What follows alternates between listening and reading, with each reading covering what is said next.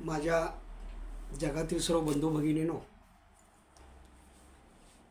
मगाशीच मी रस्त्याने येत असताना एक तरुण व्यक्ती भेटली आणि मला म्हणाली, काका सगळी वयस्क माणसं खूप पल्हाळीक बोलतात हो. शॉर्टमध्ये मुद्द्याला हात घालून त्यांनी काही सांगावं आणि वेळ कमी असतो ऐकणाऱ्याला, हे त्यांच्या ध्यानीमणीच येत नाही आणि आमचा खूप वेळ खातात. मग मी त्या व्यक्तीला बोललो, बाळ तुझा मुद्दा मलाही पटला, पण संवाद दोघांच्यामध्ये होत असताना, दोघांच्यामधलं संवादात कथन होत असताना त्यातला काही भाग बोलताना 5 पद्धतीनं आतल्या आत विचार करून तो म्हातारा माणूस बोलत असतो. तो जे तुम्हाला सांगायचं असतं त्याची प्रस्तावना त्याच्यामध्ये तो मनात आत करतो आणि पहिल्या प्रथम तो मुद्द्याला हात घालत नाही. दुसरं, हे का सांगायचं आहे तुला, हेतुकथन, हेतुकथन म्हणतात त्याला. आणि तिसरं, काय नेमकं सांगायचं आहे तुला, तो विषय, त्याचं ज्ञान, त्याला विषय प्रतिपादन असं म्हणतात. म्हणजे विषयाचं विश्लेषण करणं, त्यातलं ज्ञान सांगणं आणि ते ज्ञान त्या पुढच्या व्यक्तीला कळलंय का नाही हे बघायला एखादा मध्ये तो प्रश्न विचारतो, त्याला मूल्यमापन म्हणतात. मूल्यमापन. आणि ते त्यानं सांगितलं ते त्यानं आयुष्यभर लक्षात ठेवायला पाहिजे, म्हणून त्याला एखादा प्रश्नही तो सांगून ठेवतो, त्याचं उत्तर तू शोध आणि मला पुन्हा भेटशील त्यावेळी सांग असं म्हणतो. म्हणजे या 5 तत्वावर कथन व्हायला पाहिजे, संवाद व्हायला पाहिजे. म्हणजे तो दोघांच्या मधल्या संवादात सांगणाऱ्याला नेमकं शिकवलेलं काय ज्ञान आहे ते ऐकणाऱ्याला, वाचणाऱ्याला कळतं, म्हणून तो वेळ जातो.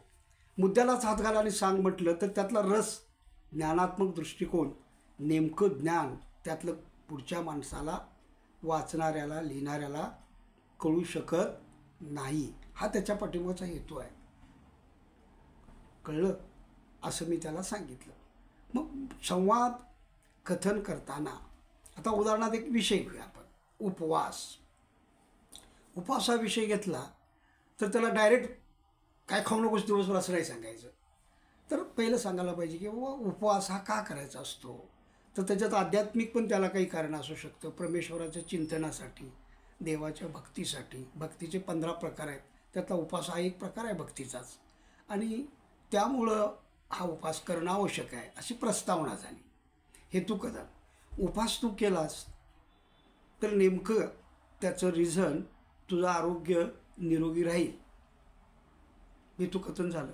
मग उपवास म्हणजे काय, उपवास म्हणजे सकाळी उठल्यापासून प्रातर्विधी झाल्यानंतर संध्याकाळपर्यंत काहीही न खाणे. मग त्याला वैज्ञानिक दृष्टिकोनातनं शरीराकडे बघितलं तर काहीतरी खाल्लं पाहिजे, पाणी तरी पिलं पाहिजे, त्याशिवाय शरीराची हालचाल होणार नाही असं लोक पुढचा म्हणणार आपल्याला. तर त्यावेळी त्याला असं सांगता येईल, पाणी प्यायला काही हरकत नाही, कोमट पाणी मध्ये मध्ये वरचेवर पिलं तरी चालतं. आणि उपवास करण्यामागचं रिझन काय आहे, आध्यात्मिक उपवासाची भक्ती. शारीरिक वैज्ञानिक दृष्टिकोन त्यातला काय आहे, तर शरीराला आठवड्यातून एकदा संपूर्ण आतमध्ये शरीराची यंत्रणा चालवणारी जी इंद्रिय आहेत, अगदी अन्न घशात, तोंडापासून अन्ननलिका, श्वासनलिकेपासून तिकडं जठरापर्यंत आणि जठरानंतर खाली स्वादुपिंड, यकृत आणि लहान आंतडं आणि त्याच्यानंतर 14 फुटाचं मोठं आंतडं आणि शेवटी तो स्वतः बाहेर निघून जातो. अशा पद्धतीची यंत्रणा शरीरात असते. म्हणून जठरामध्ये साधारणपणे 2 ते 3 तास अन्न पाचक स्त्रावत असतात. माणसाला भूक लागली पाहिजे म्हणजे तो निरोगी असं समजायचं. भुकेच्या गोळ्या खाऊन अन्न खाणं म्हणजे ते शरीराला पोषक किंवा शरीर निरोगी असं म्हणता येणार नाही. आणि जो जेवल्याबरोबर त्याला काही प्रातर्विधी वगैरे जावं लागतं, तोही निरोगी राहत नाही, त्यालाही निरोगी म्हणता येणार नाही.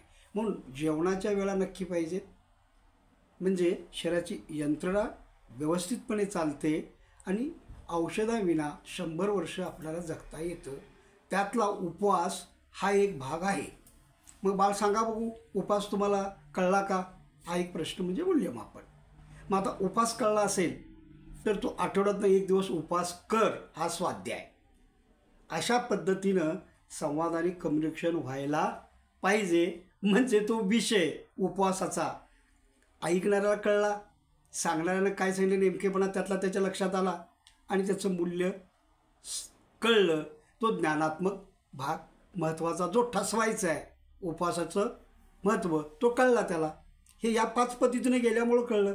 प्रस्तावना, हेतुकथन, विषय प्रतिपादन, मूल्यमापन आणि स्वाध्याय. याच पद्धतीनं कुठलीही कथा सांगा, कुठल्याही दोघांच्यामधला संवाद करा. म्हणजे ज्ञानाचा नेमकेपणा सगळ्यांच्या दृष्टीनं, वाचणाऱ्यांच्या आणि ऐकणाऱ्यांच्या दृष्टीनं महत्त्वाचा आहे, हे मला सांगायचं आहे. धन्यवाद.